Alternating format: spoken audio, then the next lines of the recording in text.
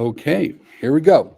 All right, welcome to our Pop In PD this week. This week, we're going to be discussing some tips and advice when using Canvas over Sunburn. And this comes from years of experience.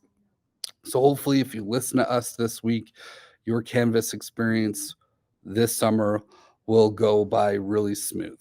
All right, so this is what we're going to go over today: how to organize a sandbox course and why, tips for publishing a sandbox course and how it helps with exporting assignments and quizzes, how to find past quizzes or, excuse me, past courses, how to import course material and the importance of taking off the dates when importing courses, and how to invite teachers to your course this summer. All right, so let's start off by looking at how to organize a sandbox course. And first of all, let's talk about what is a sandbox course in the first place. All right, a sandbox course is a course that you create and you or your team build out of. It's different from a live course. A live course will automatically be published with students inside. It will just show up on your screen. All right, but a sandbox course is designed almost like a blueprint course where you build a whole bunch of content and then you decide which content to actually bring into your course. So I've got a couple of thoughts with a sandbox course. If your course is a year-long course, you want to create two different sandbox courses. All right, you want to have one for first semester, one for second semester. If you're going to build one solid sandbox course for both semesters, well, then organize it so that you actually know which content goes into which course. All right, so I've got my semester one module right here, and now I'm going to start plugging in assignments, quizzes, and content under this semester one module. Same thing over here with the second semester module. And if you're wondering, how the heck do I even create a sandbox course? It's real easy. Just go to your dashboard and now click start a new course and name that course. Bada bing, bada boom. You've got a sandbox course. The other thought I have is that if you're working with a team, oftentimes things will become a little cluttered.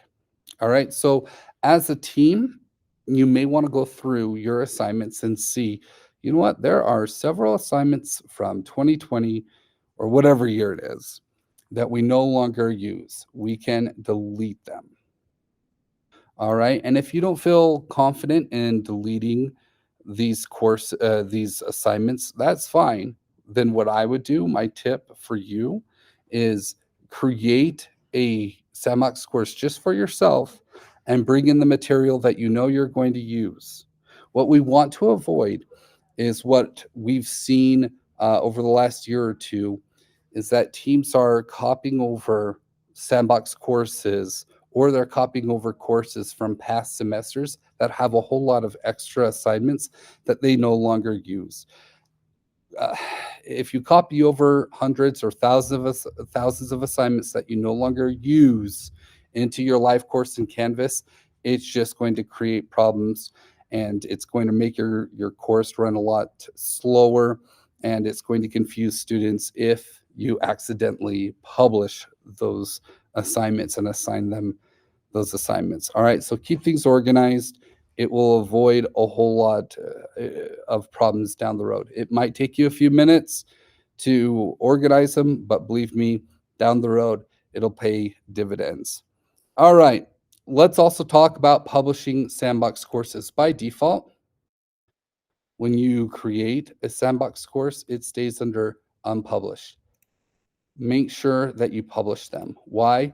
Because what we've found is that if these Canvas courses remain unpublished and you put content in them, when you move that content into a live course, a lot of the content will stay unpublished. So, like, you may bring in an assignment or a quiz into your live course, and that assignment and quiz, you can see it looks like it's published, but a lot of the video files, audio files, picture files, they actually remain unpublished, so students can't see them. So make sure that your sandbox course is published, and that will avoid a lot of problems down the road. Let's talk about importing course content. So I've got this empty course right here, and I want to import um, that perfect sandbox course. Now, for most teachers, they can just find the list of all of the courses that they have. For me, I'm going to copy this Canvas course code right here. Every course has it.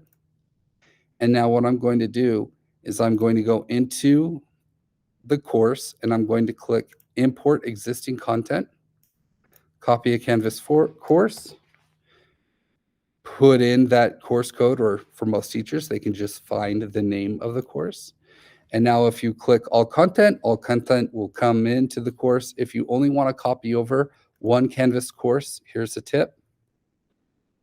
Always remember to remove the due dates, no matter what option you select here. But here's a tip: if you're only doing like a quiz, make sure that you copy over the course settings and the files. What we found is that um, teachers, and I should have clicked on the quiz that I wanted to import on that, my bad.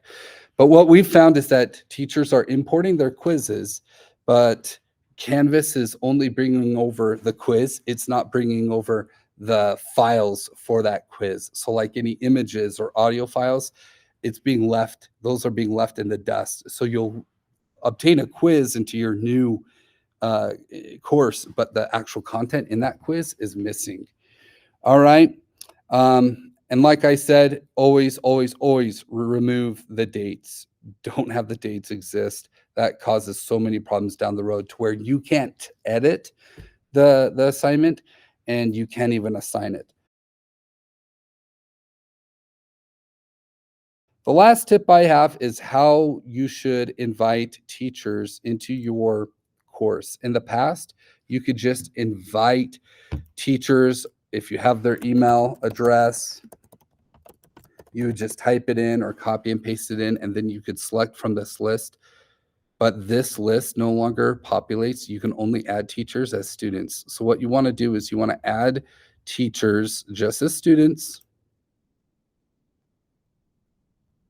All right, now copy this link, email your ILC, and let them know that I need Dane Henderson, Dave Lee, Jason Rasmussen, or whoever it is. I need them to have their roles change from being students to being teachers. We'll be more than happy to do it for you. Okay, and those are our tips for this week in Pop In PD. Have a great summer.